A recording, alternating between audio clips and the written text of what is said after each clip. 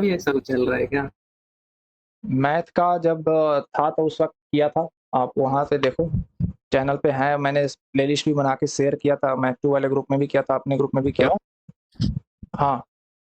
Hello ये कह रहे हैं तुम्हारे एक ही सब्जेक्ट बचे हैं ना इस बार एफसी हाँ, में? हाँ, स्टैट्स है। हाँ। मई 2022 से ही चल रहा है ना? हाँ, हाँ।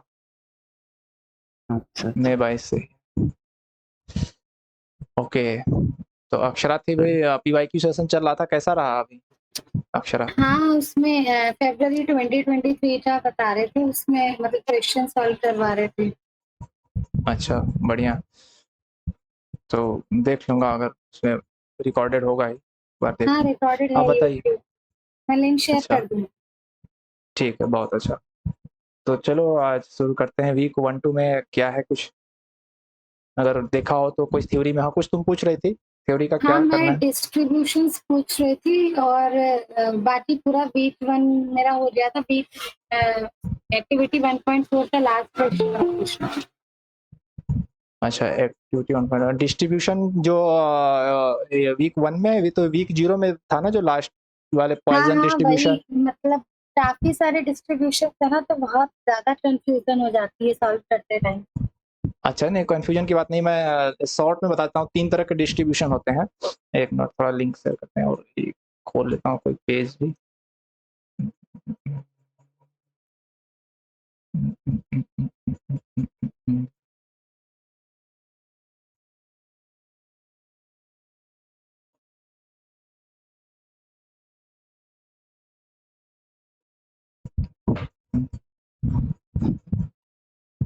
खुल जा SIM.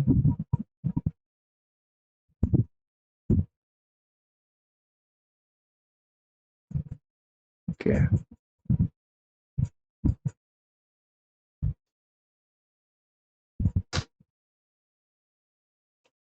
Okay, okay, okay, okay, इसमें ले लेते हैं।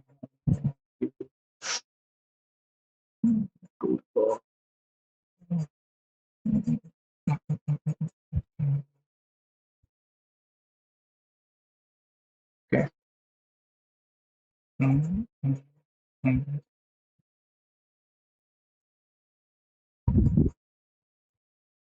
हाँ, तो प्रेजेंट करते हैं स्क्रीन।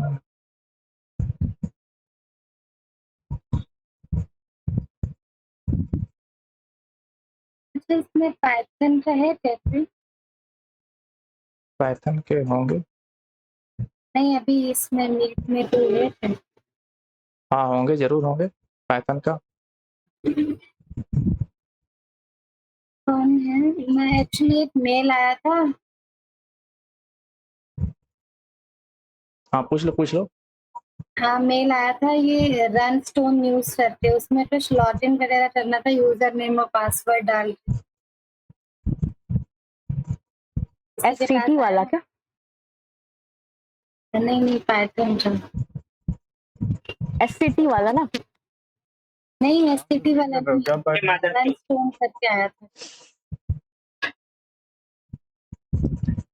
मैं 1 मिनट में भेजती हूँ।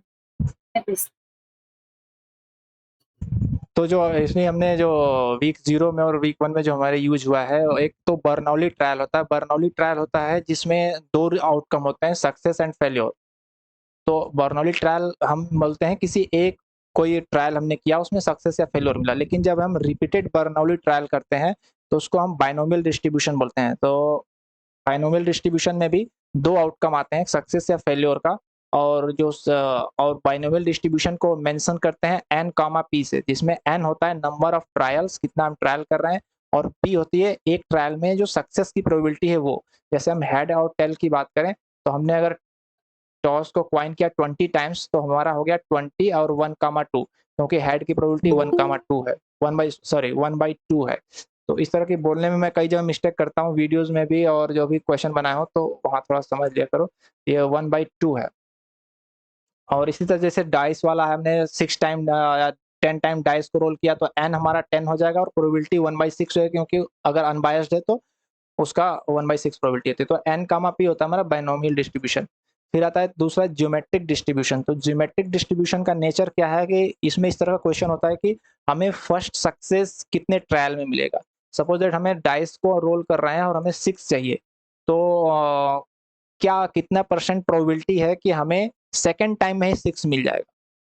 तो अगर प्रोबेबिलिटी है 1/6, तो सेकंड टाइम में प्रोबेबिलिटी मिलने की सेकंड टाइम में हमें 6 आने की क्या प्रोबेबिलिटी है, यानी कि फर्स्ट टाइम में 6 नहीं आएगा तो फर्स्ट टाइम फेल होगा, तो फेल्योर की हो गया 5/6, और सेकंड टाइम में 6 आएगा यानी 1/6, तो इसका हो जाएगा 5/36। तो 5/36 प्रोबेबिलिटी है हमारी कि जो 6 है वो सेकंड टाइम में आ जाएगा। और अगर यही क्वेश्चन ऐसे होता है कि हमारा 7th टाइम में 6 आए, इसकी क्या प्रोबेबिलिटी है, तो फेल्योर हमारा होगा 6 टाइम और 7th बार सक्सेस होगा, तो फेल्योर की प्रोबेबिलिटी है 5/6, तो 5/6 की पावर 7 हो जाएगा और सक्सेस है 1/6। तो ये प्रोबेबिलिटी बनती है ज्योमेट्रिक में कि हमारा फर्स्ट सक्सेस कितनी ट्रायल में आएगा। तो ये होता है क्वेश्चन का तरीका। और जो पॉइज़न डिस्ट्रीब्यूशन होता है जिसमें ज़्यादातर लोग कन्फ्यूज होते हैं, उसको मैंने कल समझाया भी था। जैसे वो शॉप वाला एग्जांपल था कि एक शॉप पे जो होता है, अगर मान लो एक कपड़े की दुकान है, वहाँ बोले कि बहुत डेली रोज कस्टमर आते हैं, तो किसी ने पूछा कि ऑन एन एवरेज 1 घंटे में कितने कस्टमर आते हैं, तो अगर हम बोले 20 कस्टमर आते हैं ऑन एन एवरेज, ये जो है एवरेज मीन कह लो इसको, तो यही होता है हमारा लैम्ब्डा। मतलब कोई एक रिपीटेड कोई इवेंट जो होता है एक फ्रीक्वेंट टाइम पे रिपीटेड होता है, तो वही एवरेज उसको बोलते हैं, और वही वो जो डिस्ट्रीब्यूशन होता है वो पॉइज़न डिस्ट्रीब्यूशन होता है। और इसी में फिर एक ये पॉइंट था कि अगर मान लेते हैं हमारे पास 10 कस्टमर आते हैं और 10 कस्टमर में 4 शॉपिंग करते हैं, और एक को शॉपिंग करने की जो प्रोबेबिलिटी है दिया था 0.4 है। तो इस तरह का अगर बात किया जाए, तो यहाँ पे समझने वाली बात है कि यहाँ पे क्या डिस्ट्रीब्यूशन लगेगा। तो अगर ये कहा जा रहा है कि 10 कस्टमर ने शॉप में एंटर किया और एक कस्टमर की परचेज़ की प्रोबेबिलिटी 0.4 है, तो हमारा जो डिस्ट्रीब्यूशन होगा वो क्या होगा? तो हमें ये दिया हुआ है कि 10 कस्टमर आए, अब हमें निकालना है कि कितना हमें ये इसका प्रोबेबिलिटी पता है कि एक बंदे का खरीदने की प्रोबेबिलिटी 0.4 है, तो हमें 10 में से निकालना है। तो ये हमारा 10 हो गया n और प्रोबेबिलिटी होगी 0.4, तो ये हमारा बाइनोमियल डिस्ट्रीब्यूशन हो जाएगा ये। लेकिन अगर हम ये पूछें सिर्फ कितना आ रहे हैं ये बात ना करके, जैसे हमने पहला क्वेश्चन पूछा था कि ऑन एन एवरेज पर घंटे कितने कस्टमर आते हैं आपकी दुकान पे, तो बोला कि 20 कस्टमर आते हैं ऑन एन एवरेज। तो यहाँ पर एक बिल्कुल 20 जो है बिल्कुल फ्री वेरिएबल था, तो 20 हमारा जो लैम्डा हो गया वो पॉइज़न डिस्ट्रीब्यूशन हो गया, तो पॉइज़न डिस्ट्रीब्यूशन 20। इसी तरह अगर हम क्वेश्चन करें, ये नहीं बात करते हुए कितने आ रहे हैं, हमने सिर्फ ये क्वेश्चन किया कि ऑन एन एवरेज 1 घंटे में आपके कितने शॉपिंग मतलब आपकी दुकान पे कितनी बिक्री होती है, कितना कपड़ा सेल होता है, कितने बंदे शॉपिंग करते हैं ऑन एन एवरेज 1 घंटे में। यहाँ पर ये बात नहीं हो रही है कि कितने आ रहे हैं। तो अगर हम ऐसे कहें और वो बोलता है कि 1 घंटे में एवरेज 4 लोग शॉपिंग करते हैं, तो ये जो बात हुई जिसमें सिर्फ कहा जा रहा है कि एवरेज 4 लोग शॉपिंग करते हैं, तो ये जो है वो पॉइज़न डिस्ट्रीब्यूशन से होगा और वो होगा लैम्ब्डा इज़ इक्वल टू 4। अब अगर हम तो मैंने ऐसे ही बोल दिया, अगर हम ये जो एग्जांपल था इससे अगर लैम्ब्डा निकालें कि शॉपिंग करने वाले का जो पॉइज़न डिस्ट्रीब्यूशन है उसका लैम्ब्डा कितना होगा, तो चूँकि दिया था कि एक बंदा जो शॉपिंग करेगा उसका 0.4 प्रोबेबिलिटी है, तो इसको थ्योरी से तरीके से अच्छे सर ने लेक्चर में एक्सप्लेन किया था कि जो परचेज़ वाला जो कस्ट होगा उसकी जो प्रोबेबिलिटी होगी वो भी पॉइज़न होगी, और उसका जो आपको लैम्ब्डा की वैल्यू निकालनी है, तो जो n है उसका से मल्टीप्लाई हो जाएगा इसका प्रोबेबिलिटी, यानी 20 से 0.4 को मल्टीप्लाई कर देंगे तो 8 आएगा। तो जो शॉपिंग वाला जो लैम्ब्डा होगा वो 8 होगा, मतलब ऑन एन एवरेज 8 लोग आपको पर घंटे शॉपिंग करते हैं। तो इस तरह की जब बात होगी तो वहाँ पे पॉइज़न डिस्ट्रीब्यूशन होगा। ज्योमेट्रिक वाले का मैंने बता ही दिया, बाइनोमियल का भी क्लियर है। तो ये कोई इतना उलझाऊ सवाल नहीं, जितना अगर हम इस पर क्वेश्चन करेंगे, प्रैक्टिस करेंगे उतना क्लियर हो। नेगेटिव बाइनोमियल और हाइपर ज्योमेट्रिक। हाँ, क्या फिर से? एक्टिविटी में क्वेश्चन और था ना जिसमें यूनिफॉर्म करके दे रखा हुआ था। हाँ, क्वेश्चन नंबर बताओ, लेते हैं। नेगेटिव बाइनोमियल और हाइपर ज्योमेट्रिक। हाइपर ज्योमेट्रिक और नेगेटिव बाइनोमियल ना, एक बार मुझे देखना पड़ेगा। हालांकि जहाँ तक मुझे याद आ रहा है, मैंने अभी जस्ट देखा, बहुत टाइम को काफ़ी टाइम हो गया। एक था कि नंबर ऑफ जैसे ज्योमेट्रिक ये है कि हमें फर्स्ट सक्सेस कितने बार मिलेगा, तो शायद नेगेटिव जो बाइनोमियल था वो था कि सेकंड सक्सेस या एन सक्सेस कितनी बार मिलेगा। जैसे हम कहें कि 6 आ रहा है हमारा 7 डाइस रोल करने पे हमारा फर्स्ट 6 मिल रहा है।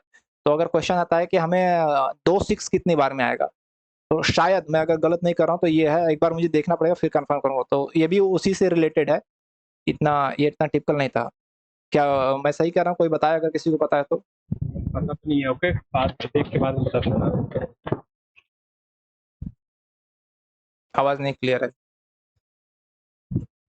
शायद check। जो नेगेटिव बाइनोमियल था वो यही था, जो ज्योमेट्रिक डिस्ट्रीब्यूशन है, इसमें एक ये कंडीशन लगी थी जिसमें हमने कह रहे थे कि फर्स्ट सक्सेस कितनी बार में आएगा, तो वहां पर था n सक्सेस या 2 सक्सेस। अगर हम कहें कि सेकंड 6 हमें कितनी बार में मिलेगा, पहला 6 तो 7th रोल में मिला, सेकंड 6 कितने बार में, तो ये नेगेटिव बाइनोमियल था आई गेस कर रहा हूँ, मैं कंफर्म नहीं कर रहा हूँ, एक बार देख के मैं कंफर्म बताऊँ।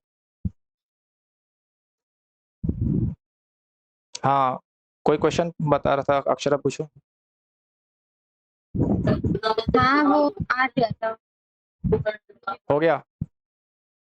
हाँ, वीक 1 से कहीं से, एक्टिविटी से, प्रैक्टिस से, जीए से कोई क्वेश्चन? हाँ एक्टिविटी 1.4 का लास्ट वाला और 1.4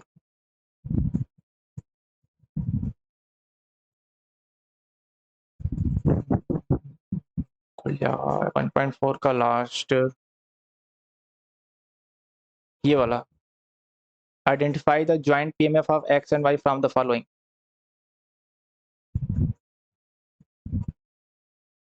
ये use the following instruction for question 5 and 6। X जो है यूनिफॉर्म है 1, 2 से, और let Y be the number of aces obtained from a deck of well shuffled card. ठीक है, ओके। तो कह रहा है कि x जो है हमारा है यूनिफॉर्म डिस्ट्रीब्यूशन है 1, 2 से, तो x की रेंज हो गई 1, 2 and y be the number of aces obtained from a deck of well shuffled 52 cards in x draws. तो y हमारा है number of aces in x draw, तो विद रिप्लेसमेंट, तो y की रेंज क्या होगी? नंबर ऑफ एसेस है, तो या तो हो सकता है 0, हो सकता है कोई एस ना है, और हमने x का जो है 0, हमारा 1, 1 और 2। 1 2 वेरी नाइस, क्योंकि हम 2 ड्रॉ कर रहे हैं तो हमें मैक्सिमम 2 एसेस मिल सकते हैं, तो 0, 1 2 इसकी रेंज होगी। तो अब क्या क्वेश्चन है कि choose the correct statement from the following. Range of y, जबकि x ये तो गिवन हो 2 है, गया था ये हो गया था, ठीक है। सेकंड वाला, 6 वाला। हाँ ओके ओके ओके। कह रहा है कि मतलब identify the last identify the PMF of X and Y from the, तो पीएमएफ निकालना है एक्स एंड वाई का, ओके। तो ये है एक्स है 1 2 और वाई है 0 1 2।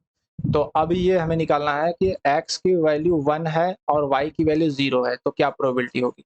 मतलब एक ड्रॉ हमने किया और हमें मिला जो है कोई भी एक्सेस नहीं मिला, 0 मिला। 0 ऐसे। हाँ, तो हम एक ड्रॉ करेंगे, यहाँ पर हमने दिया है कि x जो है हमारा यूनिफॉर्म डिस्ट्रीब्यूशन है, तो यूनिफॉर्म डिस्ट्रीब्यूशन का मतलब है कि 1 और 2 दोनों की प्रोबेबिलिटी है। जरूरी नहीं कि x की एक ही बार ड्रॉ कर रहे हैं या 2 बार ड्रॉ ही कर रहे हैं, एक भी कर सकते हैं, 2 भी कर सकते हैं। तो यानी कि यहाँ पर x की भी प्रोबेबिलिटी है, 1 की प्रोबेबिलिटी हाफ है, 2 की प्रोबेबिलिटी हाफ है। तो पहले तो हम x की प्रोबेबिलिटी लगा देते हैं, क्योंकि x की प्रोबेबिलिटी हाफ है, ओके। और अब देखते हैं y की क्या प्रोबेबिलिटी है। तो y हमने एक बार ड्रॉ किया और हमें 0 मिला है, तो y का जो होगा फेल्योर, यानी कि हमारा जो 4 एसेस है और 52 कार्ड्स हैं, तो इसका जो सक्सेस होता है ये हो गया 1/13, तो फेल्योर का हो गया 12/13। तो ये हो जाएगा 12/13, तो 12/13 हो गया, एक ड्रा में हमें फेल मिलेगा, मतलब एसेस 0 मिलेगा, तो ये हो जाएगा 6/13।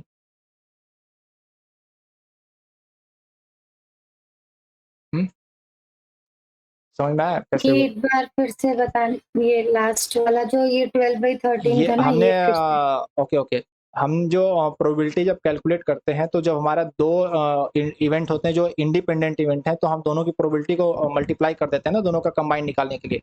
तो हमारा x की probability x is equal to 1 होने की प्रोबेबिलिटी हाफ है, और y एक ड्रॉ में फेल हो, मतलब हमें एसेस नहीं मिले, तो उसकी प्रोबेबिलिटी 12/13 है। तो हाफ इंटू 12/13 कर दिया, 6/13 आ गया।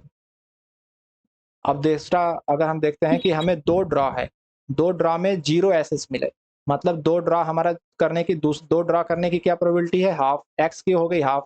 अब y के केस में देखते हैं, मतलब हमने 2 ड्रॉ किया और दोनों बार हमें फेलियर मिला है, तो पहली बार हो जाएगा 12/13 और दूसरी बार भी 12/13, तो ये हो जाएगा 6, तो ये हो जाएगा 72/13 स्क्वायर। इसी तरह ये भी देख लो 1,1, तो 1 का हो गया हाफ और 12/13, नहीं नहीं नहीं नहीं 12 नहीं 1/13 होगा, सक्सेस है ना, तो ये हो जाएगा 1/26। और इसी तरह 2,1 की 2 के भी हो जाएगा, एक बार मिटा देता हूँ, 2 का हो जाएगा हाफ और एक एसेस मिले, मतलब 2 का हाफ हो गया और एक एसेस मिले और एक फेल होगा, एक फेल और एक सक्सेस, यानी 12/13 इंटू 1/13, तो 6/13 स्क्वायर। नहीं नहीं गलत हो रहा है, देखो यहाँ पे क्या है कि एक्स की प्रोबेबिलिटी हाफ हो गई, ठीक है, एक फेल हो गया 12/13, एक सक्सेस हो गया 1/13, लेकिन अभी जो प्रोबेबिलिटी है यहाँ पर क्या है कि हमने 2 ड्रॉ कर रहे हैं, तो 2 ड्रॉ में एक फेल और एक सक्सेस हो रहा है, तो यहाँ पर यह भी लगाना पड़ेगा कि कौन सा फेल हो रहा है, पहले फर्स्ट टाइम फेल हो रहा है, फर्स्ट टाइम सक्सेस हो रहा है, 2 तरह के चांस होते हैं, यानी कि 2C1 इसके 2 केसेस बन जाएंगे सर, पहले 12/13 इंटू सक्सेस। हाँ, तो 2C1 हो जाएगा और ये 2C1 से 2 कैंसिल हो जाएगा और ये 12/13 स्क्वायर। ठीक है, इसी तरह ये 1 ड्रॉ में 2 एसेस 0 हो जाएगा, क्योंकि होगा ही नहीं, पॉसिबल ही नहीं है, और 2 ड्रॉ में 2 एसेस, तो 2 ड्रॉ में 2 एसेस का मतलब ये हो गया 2 का हो गया 1/2 और दोनों बार हमें एसेस मिलेगा, यानी कि 1/13 इंटू 1/13, तो ये कर देंगे तो 1/338।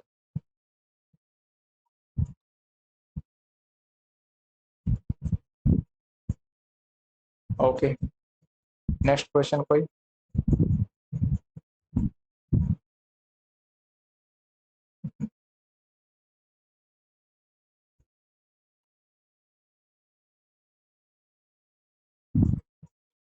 कोई और एक्टिविटी ट्राई किया हो, कोई क्वेश्चन ना समझ में आया हो ट्यूटोरियल का या प्रैक्टिस का, या वीक 2 में चलें फिर, वीक 2 का कोई कॉन्सेप्ट? ये प्रैक्टिस अभी मैंने ट्राई नहीं किया, टाइम नहीं मिल पाया। ओके यार, तो करो ना, फिर कहाँ टाइम मिलेगा? हाँ, एक्चुअली मेरे अभी कॉलेज एग्जाम्स भी चल रहा है ना। ओके, एक्टिविटी 1.7 का कौन सा बताया लास्ट? ओके, ये है ना, क्योंकि इसमें आपने अच्छा बहुत सारा नाम इधर उधर कर दिया था। अच्छा अच्छा अच्छा अच्छा अच्छा अच्छा, ओके ओके ओके ओके, तो यहाँ करते हैं, ठीक है, बहुत अच्छा। तो ये क्वेश्चन बेस्ड है क्या, कि फ्रेश क्वेश्चन है, किसी पे बेस्ड है, यहाँ से है क्या? हाँ हाँ हाँ यार, ये अच्छा, X1 X2 दियर जॉइंट PMF ये दिया है, choose the correct option, calculate calculate, हाँ ठीक है, अच्छा देखते हैं यहाँ पे क्या कह रहा है, X1 X2 X3 X4 4 variable हैं, दियर जॉइंट PMF ये दिया हुआ है, choose the correct option from the following. Okay, तो TX1 TX2 और TX3 तीनों जो है रेंज इनका 0 और 1 है, ठीक है, और TX4 0 1 2, तो ये तो हम देख करके पता चल रहा है ये ऑप्शन सही है, रेंज का है, इसमें 0 1 0 1 है इन सब में, और इसमें 0 1 2 3 है, ठीक है, तो दे सेकंड ऑप्शन गलत हो जाएगा। अब यहाँ थर्ड ऑप्शन कह रहा है, ये क्लियर है ये वाला पॉइंट? हाँ ये क्लियर है, डायरेक्ट लास्ट वाला। अच्छा ठीक है, ये वाला भी क्लियर होगा? हाँ हाँ सारा लास्ट। ओके, ये क्लियर है, ओके। ये कह रहा है कि let x1 x2 x3 belongs to fx1 x2 x3 where txi is equal to 0 1 for each I if x1 x2 x3 0 0 1 is okay okay okay okay, समझ गया यहाँ पर, ये तो तुम्हें बताया यार, इसमें कोई ज्यादा डाउट नहीं था।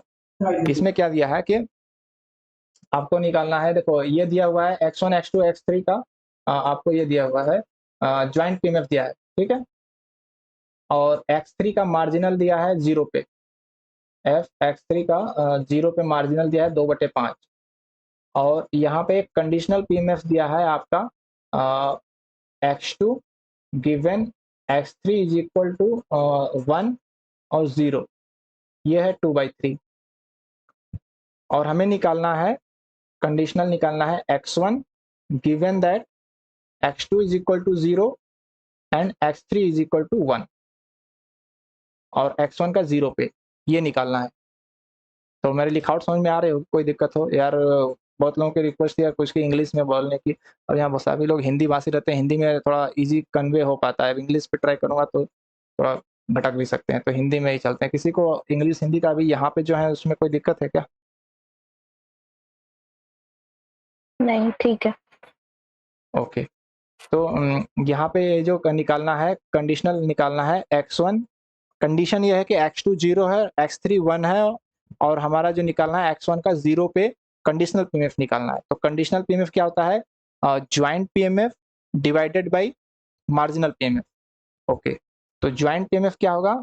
ज्वाइंट पीएमएफ होगा x1 x2 x3, एक मिनट में सही से लिखता हूँ, ये हो जाएगा x1 x2 x3, और ये होगा x1 की वैल्यू होगी 0, x2 की वैल्यू होगी 0, और x3 की वैल्यू 1 होगी। जो यहाँ पे पूछ रहा है उस तरह से हम वैल्यू लेंगे। ये हमें चाहिए ज्वाइंट। और मार्जिनल में क्या चाहिए? मार्जिनल में वो होता है जो कंडीशन दी हुई है, यानी कि मार्जिनल में हमें चाहिए, मार्जिनल में चाहिए हमें x2 और x3, और उसकी वैल्यू होनी चाहिए 0,1, क्योंकि ये कंडीशन दी हुई है। तो जो कंडीशन हमें दी रहती है उसका हम मार्जिनल लेते हैं, और जो हमें पूरा निकालना है उन तीनों का हमें कंडीशनल लेते हैं, अरे सॉरी ज्वाइंट लेते हैं, ये हमें निकालना है। ठीक है, तो हमें ये 0,0,1 का हमें ये दिया हुआ है, 0,0,1 का हमें ज्वाइंट दिया हुआ है। हमें निकालना है अभी नीचे वाला पार्ट, यानी कि x2 x3 का 0,1 पे हमें ज्वाइंट निकाल। ज्वाइंट मार्जिनल होता है। हाँ, यहाँ पर हम अगर दो वेरिएबल सिर्फ है x2 x3 तो हम ज्वाइंट कर सकते हैं, लेकिन यहाँ पर हम मार्जिनल एक्चुअली बोलेंगे, क्योंकि इसमें तीसरा वेरिएबल x1 भी है, तो हम x2 x3 की वैल्यू को फिक्स रखते हुए x1 के दोनों वैल्यूज पे वो निकालते हैं। तो ये नीचे वाला क्या पढ़ाएगा, ये मार्जिनल है या ज्वाइंट? आप, मैं समझने के लिए ज्वाइंट बोल रहा हूँ, क्योंकि उसमें लगता है एक्चुअली ये मार्जिनल है।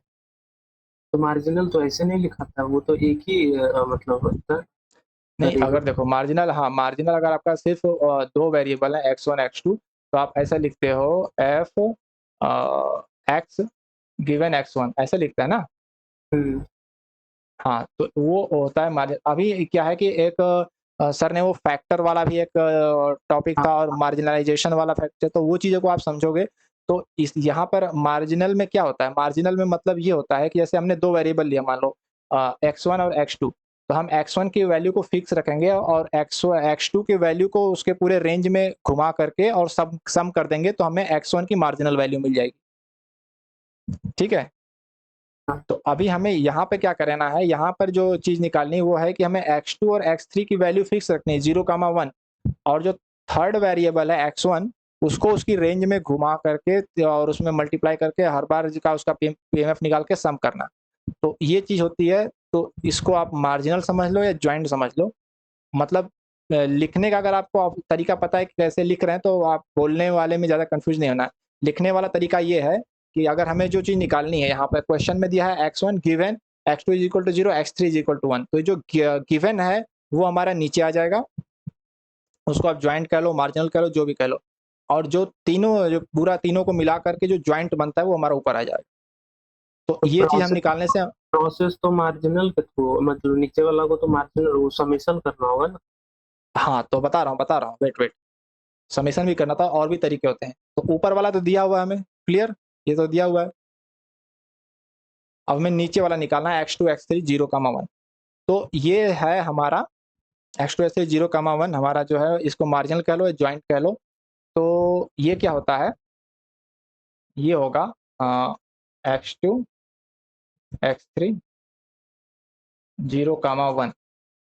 तो ये निकालने के लिए अगर हम इसको ये कहते हैं ज्वाइंट कहते हैं, तो इसमें अगर हम लेंगे तो ये हो जाएगा f conditional x2 given x3 is equal to 1 और 0, कंडीशनल इनटू मार्जिनल।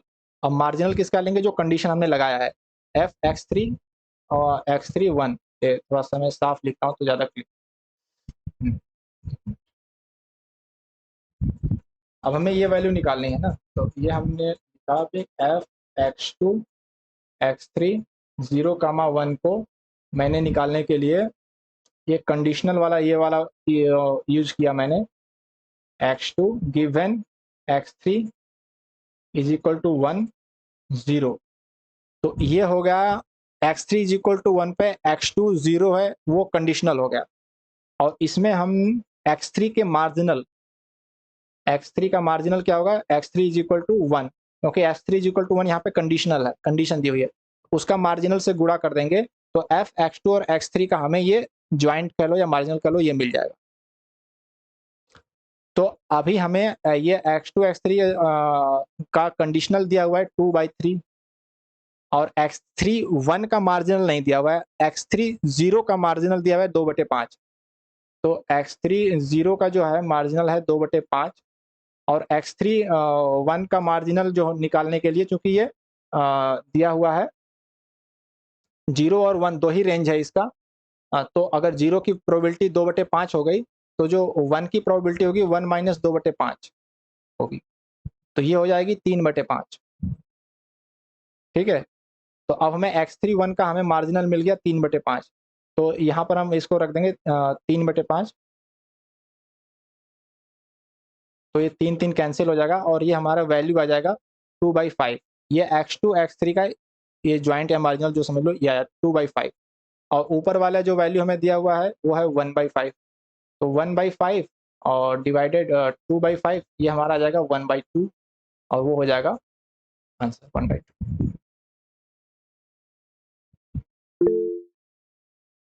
हाँ, अगर कोई हैंड रेज करा है तो बोल दो, क्योंकि मुझे दिख नहीं रहा है मीट वाली स्क्रीन, बता दो माइक ऑन करके क्या है बात। वो गलती से हो गया था। अच्छा, तो इसमें है कुछ पूछना? नहीं, सही हो गया। ठीक है। ओके, तो नेक्स्ट चलते हैं, और कोई क्वेश्चन? 1.5 में थर्ड नंबर। 1.5 में third number,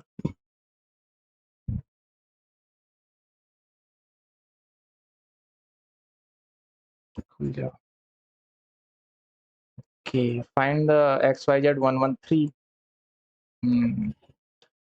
A fair coin is charged 4 times। बढ़िया क्वेश्चन है। Fair coin is charged 4 times. Let X denote the number of heads on the first toss. X denotes the number of heads on the first toss. तो X की range क्या हो जाएगी, 0, 1, क्योंकि first toss में या तो 0 हेड होगा या 1 हेड होगा। Y the number of heads on the first 2 tosses. First 2 tosses में बता रहा है कितने नंबर ऑफ हेड है, Y। तो कितना होगा रेंज इसका, फर्स्ट 2 टॉसेस में 0 हो सकता है, 1 हो सकता है, 2 हो सकता है। And Z denote the total number of heads in 4 tosses. थोड़ा भाई लैंग्वेज को समझना, यहाँ पर लैंग्वेज समझ जाएंगे तो दिक्कत है। तो total number of head 4 tosses में क्या हो सकते हैं, रेंज तो 1 2 3 एंड 4 हो सकता है, ठीक है, बट बात इतने से नहीं बनेगी, आपको ये समझना पड़ेगा कि कहा क्या है, तो यहाँ पर क्वेश्चन सॉल्व हो पाएगा। तो ये ऊपर के पहला दूसरा होगा, सीधे चौथा पे चलें या यहाँ से बताएं? मतलब दूसरा जो सॉल्व किए थे ना, उसी से कंफ्यूजन तीसरा। नहीं क्या बोले दूसरा पहला? नहीं, फिर से आवाज क्लियर नहीं आई तुम्हारी। बोले सेकंड से सॉल्व कीजिए। सेकंड से, ठीक है, फर्स्ट भी बता देते हैं, कोई नहीं, जिसको नहीं देखा होगा तो पता चल जाएगा, तो आइडिया लग जाएगा। तो फर्स्ट में है कि XYZ की वैल्यू 0 1 2 है, इसकी प्रोबेबिलिटी हमें निकालनी है 0 1 और 2। तो 0 का मतलब क्या हुआ कि X है हमारा 0 ना, यह है हमारा फर्स्ट टॉस में नंबर ऑफ हेड, और Y है हमारा सेकंड टॉस में, और 4 Z है हमारा टोटल 4 टॉस में, 4 टाइम टॉस कर रहे हैं। तो X की वैल्यू 0 हो, यानी कि फर्स्ट टॉस में हमारा हेड 0 हो, Y की वैल्यू 1 हो, यानी कि अगर फर्स्ट टॉस में 0 हो गया और Y की वैल्यू 1 है तो सेकंड टॉस हमारा हेड होगा। हाँ, और Z हमारा जो है 2 है, मतलब टोटल नंबर ऑफ टॉस हैं जो 2 हैं, तो हमारा अगर पहले टर्म में हो गया हेड 0 हो गया, दूसरे में 1 हो गया और हमें टोटल 2 चाहिए, तो हमें एक और हेड चाहिए जो या तो थर्ड में हो सकता है, 0 1 हो सकता है या 1 0 हो सकता है। तो यहाँ पर 2 ऑप्शंस हैं, ठीक है? तो अब हमें इसी की प्रोबेबिलिटी निकालनी है। ये फेयर कॉइन है, तो फेयर कॉइन है तो फर्स्ट टाइम जो होगा 4 टाइम्स है ना, तो total number of outcomes 2 to the power n, तो 2 टू द पावर 4 हो जाएगा ना। हाँ, 2 टू द पावर 4 हो जाएगा total outcome, 2 to the power 16 4 हो हो, जाएगा, हाँ 16 हो जाएगा। 2 और by 16। नहीं, ऐसे नहीं होगा, ऐसे नहीं होगा। आप ये बताओ कि फर्स्ट टाइम में ये हमारा आया है 0, यानी हमारा फर्स्ट टाइम टेल आया, तो इसकी प्रोबेबिलिटी क्या है? फर्स्ट टाइम 0 आने की प्रोबेबिलिटी है 1/2 टेल आने की, और सेकंड टाइम आया है 1/2 हेड आया, इसकी प्रोबेबिलिटी 1 बाई हेड है। और यहाँ पे हमें एक हेड चाहिए, तो इसकी प्रोबेबिलिटी होगी 1/2 और एक टेल है, उसकी प्रोबेबिलिटी होगी 1/2। और ये है ऐसे 2 इवेंट है, मतलब ये इसमें 1 0 1 और 1, ये इसमें 2 चांसेस है, यानी कि 2 से मल्टीप्लाई होगा।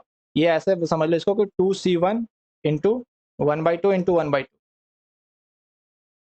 यानी कि 2 इंटू 1/2 इंटू 1/2। ये कैलकुलेशन ये समझ में आ रही है?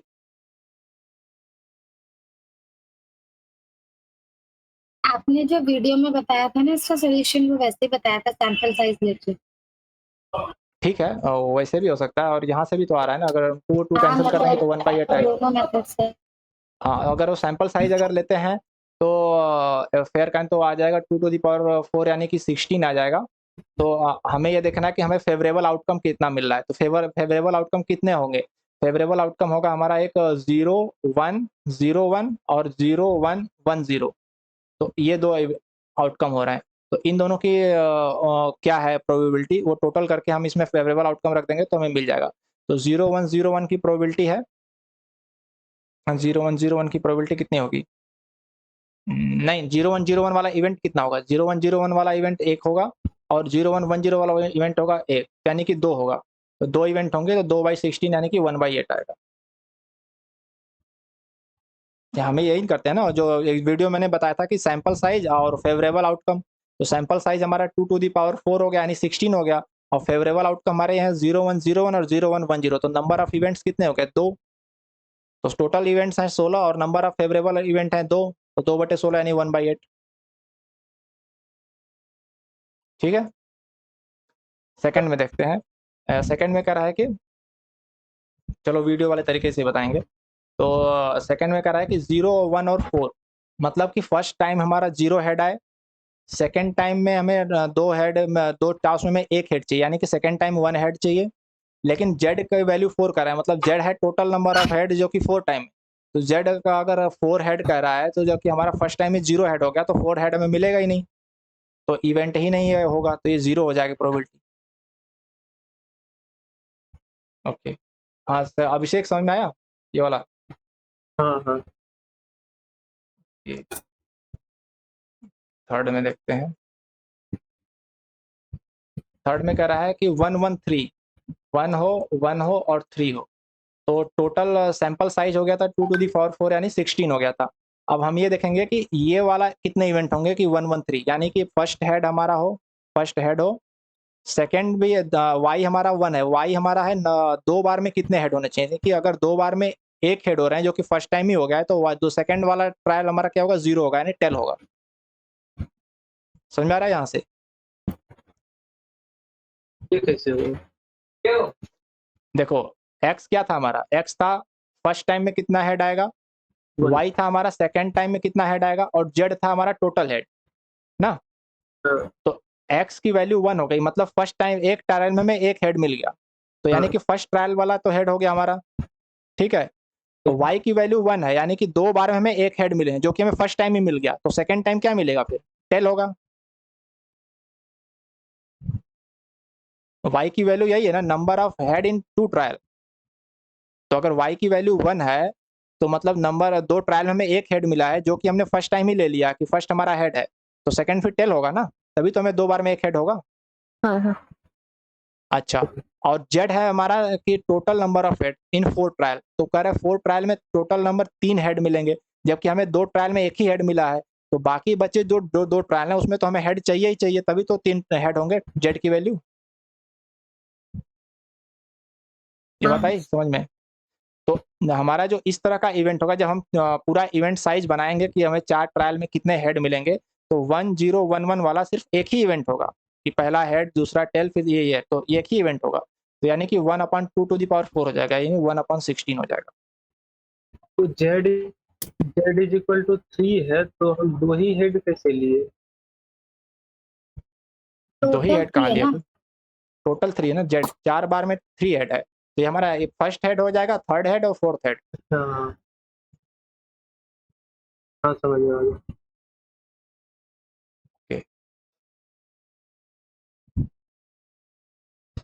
और बताओ। और सब क्लियर है। और सब क्लियर है? वीक 2 से कुछ? वीक 2 का भी सॉल्व नहीं किया। एक मिनट पूछो, क्या चैट नहीं देख रहा हूँ, बताओ भाई क्या क्वेश्चन।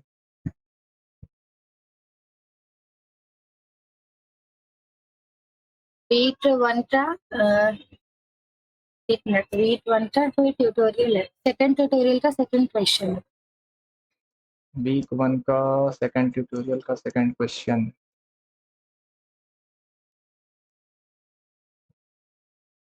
सेकंड ट्यूटोरियल का second question, find the marginal distribution of x. Marginal distribution, okay, ये है ना। तो मार्जिनल डिस्ट्रीब्यूशन, मार्जिनल क्या मैं बोल रहा हूँ कुछ, मार्जिन क्या है question. An event contains n tickets numbered from 1 to n. 2 tickets are drawn without replacement. Let x denotes the smaller, y the larger of the two numbers so obtained. Okay. Describe the joint distribution of x and y. Find the marginal distribution of x. Okay.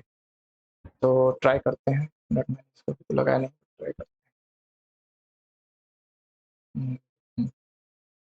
n URN contains n ticket numbered from 1 to n. ठीक है, 1 से n numbered है और 2 tickets are drawn without replacement. Let x denotes the smaller and y the larger of the two numbers so obtained. Okay. So describe the joint distribution of x and y. Okay. तो joint distribution क्या होगा x and y का? 2 tickets are drawn. Joint distribution 1 से n तक number है, 2 tickets are drawn without replacement. तो C2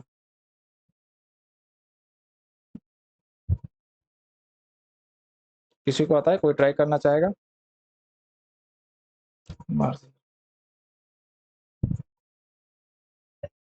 X denotes the smaller and y the larger of the two numbers.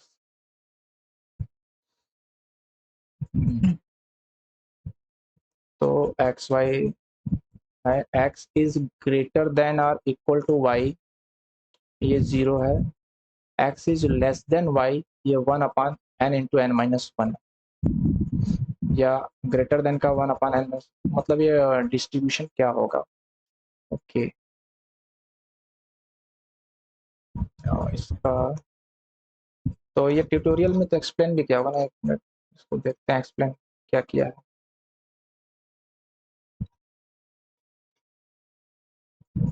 कह रहा है कि x denotes the smaller of two numbers, hence range of x will be 1 से लेके n-1 तक होगा। y denotes the larger of two numbers and the range of y will be 2 से n तक होगा। xy with the joint probability mass function of x and y. Note that xy is equal to 0 if x is greater than y. तो x अगर greater than y होगा तो 0, क्योंकि x हमारा smaller है, y larger है, तो हमेशा y larger होगा। If x is less than y, then इसका जो ज्वाइंट प्रोबेबिलिटी होगा, 1 ticket is x and another ticket is y। Okay, तो ये है 1 2 3 से लेके n-1 है और 2 3 4 से लेके n-1 है। तो एक्स होगा 1 और वाई होगा 2, इसकी क्या प्रोबेबिलिटी है? तो ये कैलकुलेट किया है 2/n इंटू n-1। कैसे किया है, कोई आइडिया? कि अगर x मतलब 1 हो और y की वैल्यू 2 हो तो ये होगा 1/n इंटू n-1 प्रोबेबिलिटी। कैसे? 2 टिकट क्या पूछ इसके रहे हैं? बाद ये है ना कि x की वैल्यू 1 हो, तो x की वैल्यू 1 हो तो चूंकि ये यूनिफॉर्म डिस्ट्रीब्यूशन है तो इसका जो प्रोबेबिलिटी होगी वो हो जाएगा 1/n-1, क्योंकि इसका टोटल नंबर है n-1, तो ये हो जाएगा 1/n-1। और y का जो रेंज है वो 2 से लेके n तक है, तो अगर 2 से लेके n तक है तो y की प्रोबेबिलिटी क्या होगी, 1 की, अगर ये यूनिफॉर्म डिस्ट्रीब्यूशन है 2 से लेके n तक, तो इसका 1 की प्रोबेबिलिटी कितने होगी? इसका प्रोबेबिलिटी निकालने के लिए टोटल नंबर ऑफ जो इसमें नंबर्स हैं वो हैं, वो n-1 नंबर है इसमें भी ना, 2 से लेके n तक है, यानी कि 1 से अगर 1 हटा दिया है तो यानी n-1 नंबर, तो n-1 नंबर है और इसमें 2 है, तो 2/n होगा क्या ये? 2/n और ये 1/n-1, ये मल्टीप्लाई कर दिया है क्या? 2/n into n-1।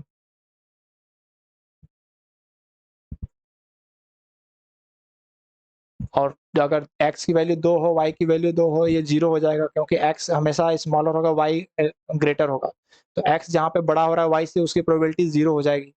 और जहाँ x स्मॉल है और y छोटा है, y बड़ा है, तो वहाँ पर क्या केस है, x 1 है और ये है 3, तो ये होगा 1/n-1, लेकिन ये होगा 2/n। ये हमेशा 2/n इसकी होगी प्रोबेबिलिटी, ऐसा क्यों? Anyone have any clue? ये इसकी प्रोबेबिलिटी हमारे साथ 2/n इंटू n-1 क्यों हो रही है?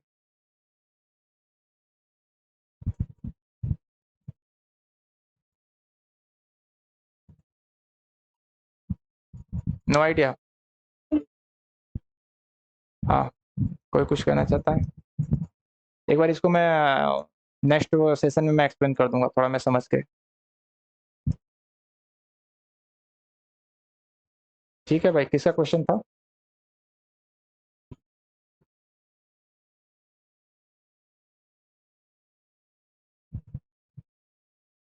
चला गया क्या?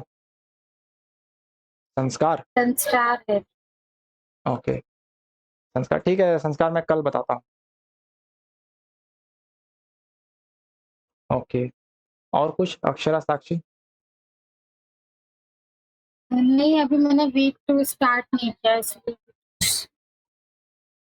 ओके, ठीक है, फिर तो क्लोज करते हैं। हाँ, फिर अभी हाँ, ऐसा ठीक कर लेते हैं, कल वीक 3 करते हैं और अगर वीक 2 में जो डाउट होंगे वो साथ में पूछ लेंगे। ठीक है, ठीक है, ओके। और इसे क्वेश्चन वाले डाउट हो तो आप Q&A में भी पूछो, वहाँ पे भी रिप्लाई करूँगा। स्टेट 2 का है तो मैं ज़रूर रिप्लाई करूँगा, तो वहाँ से भी सॉल्व हो जाएगी कुछ चीज़ें, तो ठीक, चलो, गुड नाइट।